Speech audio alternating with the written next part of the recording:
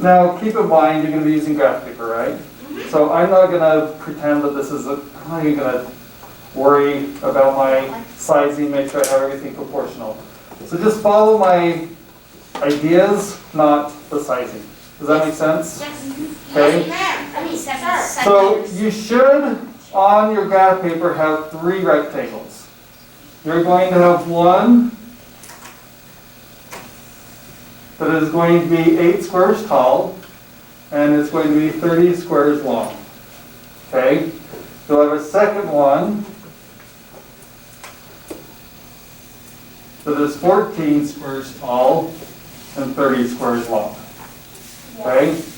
Your last one will be one of the side views, and that's going to be 8 by 14. Does that make sense? So this, I would make your front view.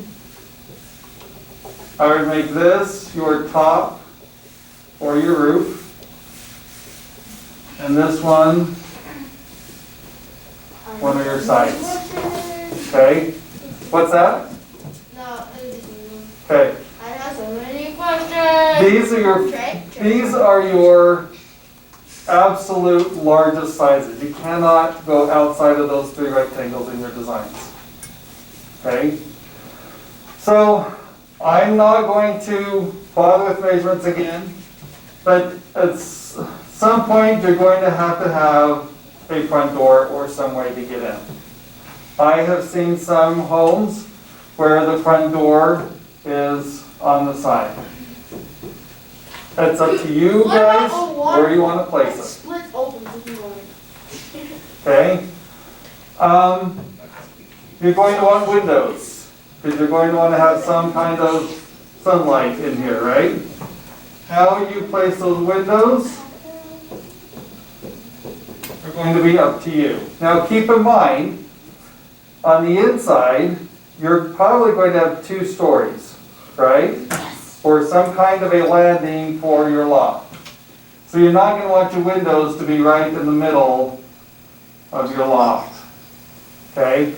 So you're going to have to worry about the placement of the windows and how big they are. Is this making sense? Mm-hmm. Okay? Now, your roof line, you've got to consider how you want your roof. A flat roof typically does not work very well.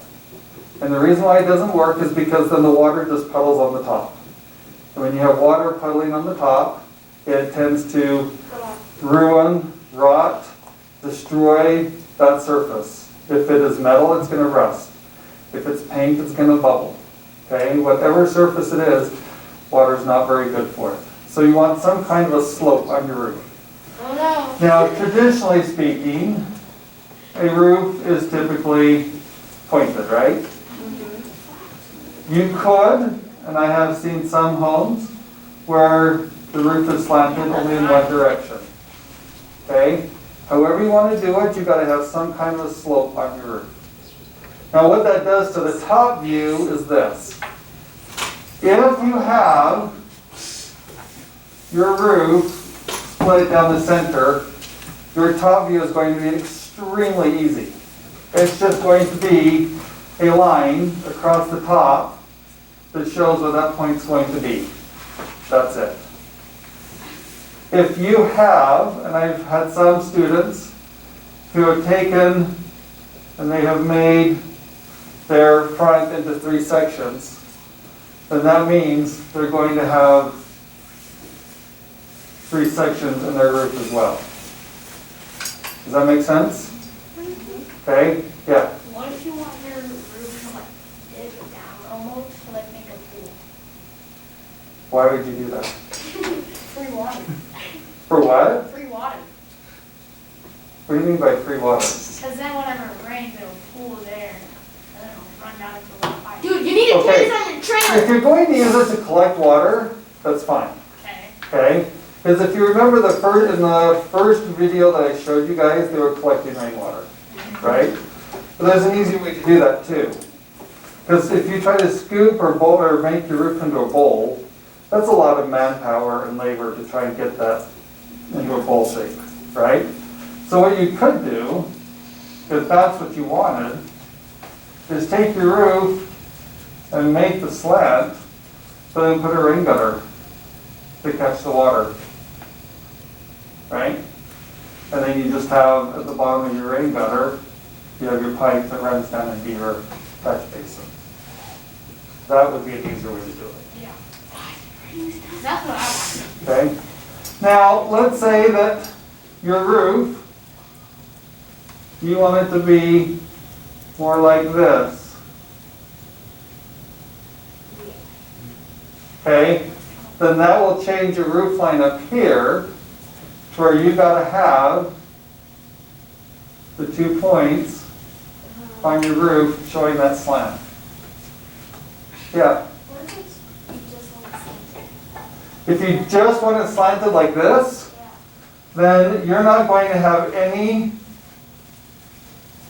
lines or ridges in your roof. It's just going to be a rectangle.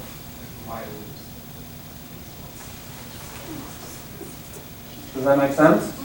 Because that's all you're going to see from the top.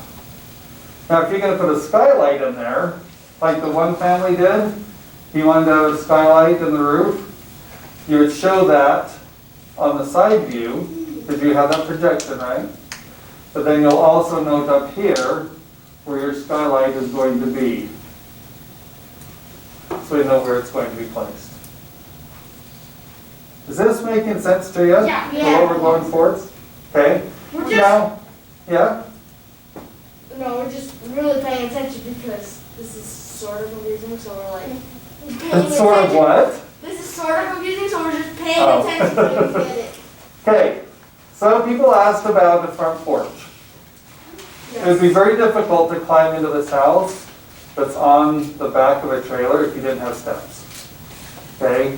But you can't really drive down the road with steps. So that's going to be a secondary item that you can take off and put in the truck. But typically what we would do is we would just show that you would have stairs and you can just show them placed in the front. Does that make sense? Yeah. Okay? How about that? Yeah. So one of my house styles is like really like big. So when I just like make a smaller version of it, Yes, exactly. okay. That's what we're doing. Yeah, It's like really tall. yeah. You'd have to just shrink it down. So you're looking for the design elements of that style. Okay? Last thing, some people ask, do we really have to keep it under 14 feet?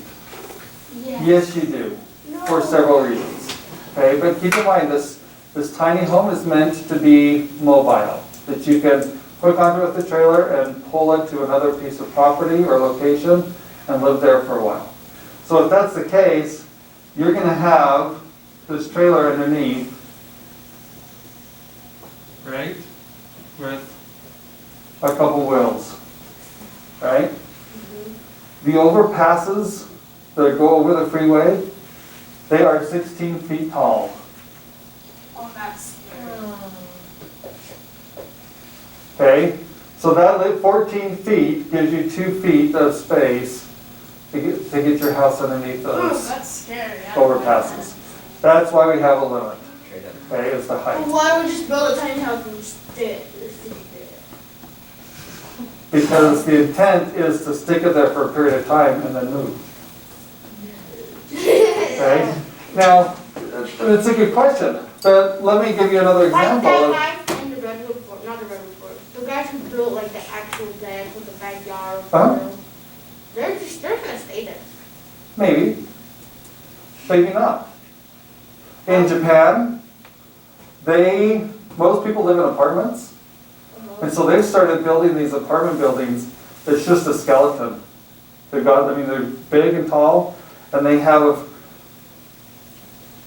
I don't even know what they call them. They just have, it looks like a grid of all these open spaces in the apartment building.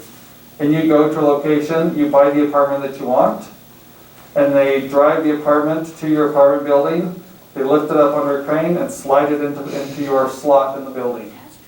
They hook you up to the power, water, electricity, sewer. You live there until you move. When you move, they pull